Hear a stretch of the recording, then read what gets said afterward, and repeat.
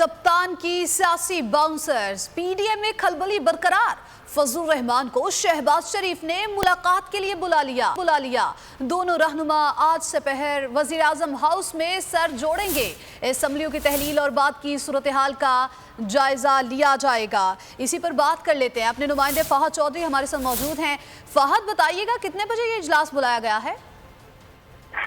जी देखिए, सपहर जो है 3 बजे के बाद मौलाना फजलुर रहमान जो कि सरबराह हैं पीडीएम के, उन्हें दावत दी है वजीर आजम शहबाज शरीफ ने वजीर आजम हाउस में।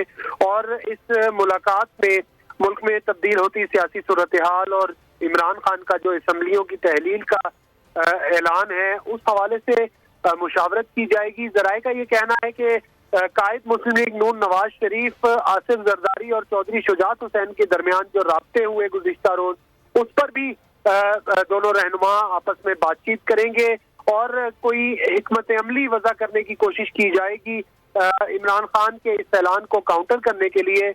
और जराए का ये भी कहना है कि चौधरी शुजात हुसैन की भी मुलाकात मुतवक्को है वज़ीर आज़म शहबाज शरीफ से। और मुशावरती अमल जो है हुकूमत ने, पीडीएम ने, वो तेज कर दिया है। जैसे जैसे वक्त गुजरा, इमरान खान के ऐलान के बाद खलबली मच गई है हुक्मरान इत्तेहाद के ऐवानों में। और अब मुख्तलिफ सतह पर, मुख्तलिफ लेवल्स पर जो है पीडीएम मुशावरत जो है आपस में कर रही है। जी ठीक है, इमरान खान के ऐलान के बाद पीडीएम में खलबली मच चुकी है। बहुत शुक्रिया फहद चौधरी, आपने हमें तफसीलात से आगाह किया।